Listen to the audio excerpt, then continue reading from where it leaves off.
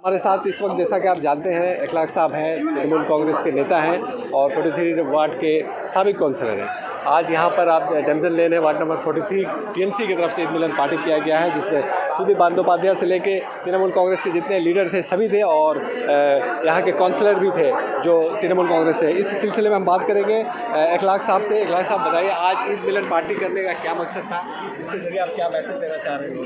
ईद मिलन party करने का कोई मकसद और ज़रिया नहीं था। ईद मिलन पार्टी ये खुशी का त्यौहार है और आपस में तमाम लोग बैठ कर के खुशियाँ बांटे, मिल बांट करके तमाम लोग आए, हर धर्म मज़हब के लोग आए और यही एक पैगाम किया जो मगरबी बंगाल का तहज़ीब रहा है भाईचारे का। तो भाईचारे का पैगाम किया कि हम लोग लाख भी कोई दूसरा बांटना चाहे, हम मगरबी बंगाल वाले बटेंगे नहीं, जैसे जुटे हुए हैं वैसे जुटे हुए और चिपके हुए रहेंगे।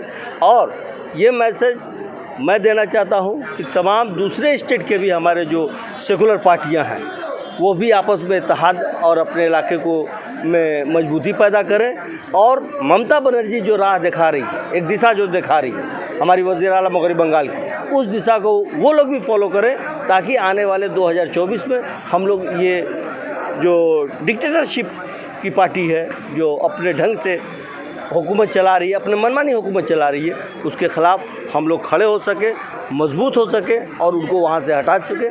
ये बात साबित हो चुका है कि आने वाले दिनों में मगरबी बंगाल से ममता बनर्जी पूरे हिंदुस्तान को एक नई दिशा दिखाएंगी, एक नई लीडरशिप के तौर पे पूरे मगरबी बंगाल की नुमाइंदगी करेंगी। और देखा जा रहा है कि बीजेपी के ज़्यादातर जो लीडरान हैं वो बीजेपी छोड़ के भाग रहे हैं। अभी हाल में आज ही अर्जुन सिंह तृणमूल कांग्रेस में आ गए, इससे पहले बाबुल सुप्रियो, शत्रुघ्न सिन्हा, यशवंत सिन्हा सभी आ चुके हैं। देखिए, क्या लगता है? वो गलत फैसला उन लोगों को एहसास हो गया कि हमने गलती किया, इसलिए कि यहाँ से आवाम से जुटे रहना होगा, आवाम का काम करना होगा और वहाँ सिर्फ कुछ लोग हाकिम जो है हाकिम का काम करना होगा। हम मगरबी बंगाल के रहने वाले लोग और माँ माटी मानुस की सरकार, हमारी सुप्रीमो, हमारी चीफ मिनिस्टर ममता बनर्जी का ये आदेश है कि हम लोग आवाम से जुटे हुए हैं और हर आदमी सिर्फ आवाम की भलाई के लिए, आवाम के फलाह बहबूद के लिए हम लोग काम करते हैं। लेकिन जो लोग गए थे उनको कुछ और वादा किया गया था, समझाया गया था और उनको एक लालच दिया गया होगा, इसलिए वो गए।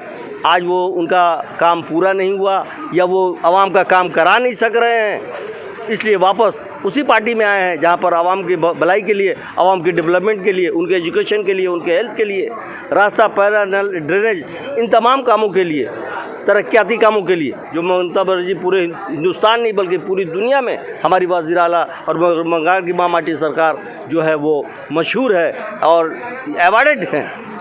और देखा जा रहा है कि पूरे हिंदुस्तान में मंदिर की बातें हो रही, मस्जिद पे दावा किया जा रहा है और कहीं कहीं बिल्डोजर भी चला दिया जा रहा है। तो ये जो राजनीति है ये कैसी राजनीति है? इसके ज़रिए हालांकि सरकार में टिकी हुई है बीजेपी, इसी को नहीं, सरकार तो चुप्पी साधी हुई है, लेकिन ये राजनीतिक तो इनका पुराना है। पहले जात धर्म पे किए, अब मस्जिद मंदिर पे कर रहे हैं। अब मस्जिद को तोड़ने पर कुछ दिनों में मंदिर को भी तोड़ेंगे, शिवालय को भी तोड़ेंगे, जैसे मज़ार वगैरह को तोड़ रहे हैं। तो इनकी राजनीतिक तो समाज विरोधी और मज़हब और समाज विरोधी ही काम है इनका, और मज़हब और धर्म को लेकर के ये राजनीति किया इन्होंने, इनके एजेंडे में शामिल है।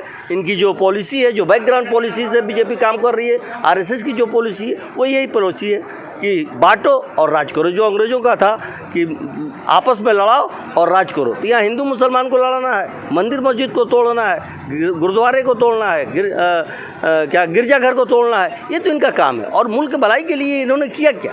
कौन सा काम आज तक किया? जो वादा किया एक भी काम नहीं किया। आपने देखा पेट्रोल का दाम आप तो आसमान पर पहुंचा दिया और उसके बाद आप कहते हैं कि हमने 9 रुपया या कुछ पैसा हमने और 6 रुपया या 7 रुपया हमने डीजल पे दाम कम किया। ये कौन सा पॉलिसी है? वही हालत हो गया कि भाई अगर हमको पिस्टल का लाइसेंस लेना है तो हम क्या कहते हैं, तोप का लाइसेंस मांगें। जब तोप मांगेंगे तो पिस्टल मिल जाएगा। तो इन्होंने दाम को चढ़ा दिया और दाम को अब घटा रहे हैं 2 रुपया, 5 रुपया, 7 रुपया करके। यही राजनीति इनका है।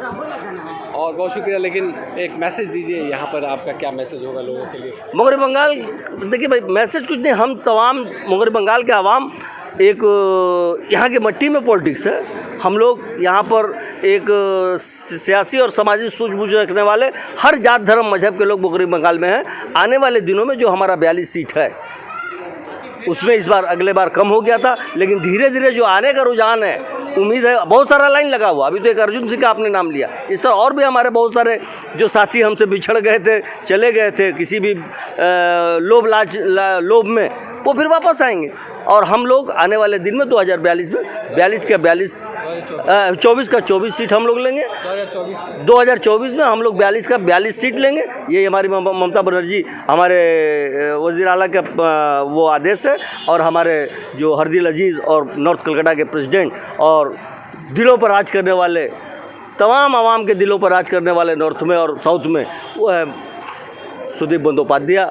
उनके लीडरशिप में उन्होंने बहुत अच्छी बात रखा है, बहुत अच्छी बात कहा उन्होंने, उस पर अमल करना है और पूरे एतमाद और भरोसे के साथ हम लोगों को आगे बढ़ना है। और हम लोग इन ऊपर वाले ने चाहा, इंशाअल्लाह अल्लाह ने चाहा, भगवान ने चाहा, ईश्वर ने चाहा, तो हम लोग आने वाले 24 में मुल्क को एक नया दिशा, ममता बनर्जी के नेतृत्व में हम लोग पूरे हिंदुस्तान को एक नया दिशा दिखाएंगे। और हमारी लीडर वहाँ ममता बनर्जी होंगी, हम सबों की लीडर, हिंदुस्तान की लीडर ममता बनर्जी होंगी। बहुत शुक्रिया। तो ये थे अखलाक साहब और इन्होंने अपनी बातें रखी और इन्होंने इस उम्मीद का इजहार किया कि 2024 में इस बार ममता बनर्जी ही पूरे मुल्क को रास्ता देगा। बहुत शुक्रिया हमारे साथ जी।